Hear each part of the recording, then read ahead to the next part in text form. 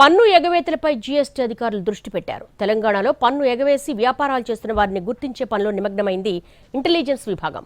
కొంతకాలంగా జీఎస్టీ ఎగవేసి ప్రభుత్వ ఖజానాకు నష్టం చేకూరుస్తున్న వ్యాపారుల జాబితా తయారు చేసి నోటీసులు జారీ చేసేందుకు సిద్ధమవుతోంది.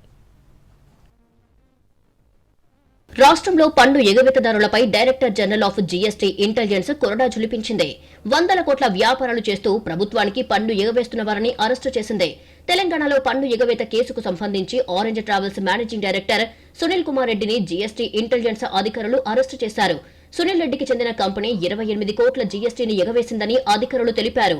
రాష్ట్ర వ్యాప్తంగా జీఎస్టీ ఎగవేతకు వ్యతిరేకంగా చేపట్టిన కార్యక్రమంలో అధికారులు ఈ ఉల్లంఘనలను గుర్తించారు. తనిఖీల సమయంలో సునీల్ రెడ్డికి సంబంధించిన ఫైలింగ్లలో తీవ్రమైన వ్యత్యాసాలు అధికారులు గుర్తించారు. దీని తర్వాత అధికారులు సునీల్ రెడ్డిని అరెస్టు చేసి కోర్టులో హాజరుపరిచారు. సునీల్ రెడ్డి ఆరెంజ్ ట్రావెల్స్ ద్వారా ప్రయాణికులను ఒక ప్రాంతం నుంచి మరో ప్రాంతానికి చేరవేస్తుంటాడు. అయితే ప్రయాణికుల నుంచి టికెట్ ద్వారా జీఎస్టీ వసూలు చేసి ఆ పన్ను ప్రభుత్వానికి సక్రమంగా కట్టడం లేదని ఇంటెలిజెన్స్ అధికారులు గుర్తించారు.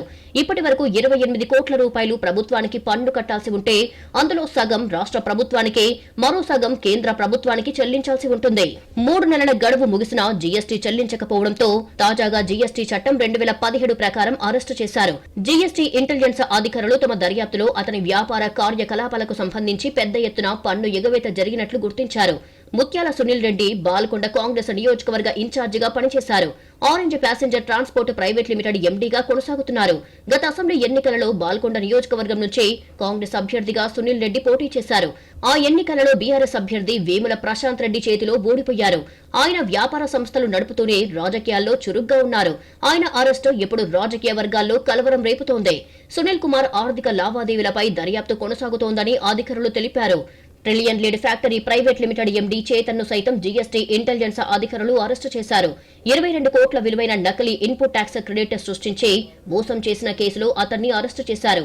కొంతకాలంగా నకిలీ ఐటీసీలు పెట్టి ప్రభుత్వాలను మోసం చేశారని జీఎస్టీ అధికారులు గుర్తించారు. బెంగళూరుకు చెందిన Trillion Lead Factory Private Limited company 2023లో ఏర్పడింది.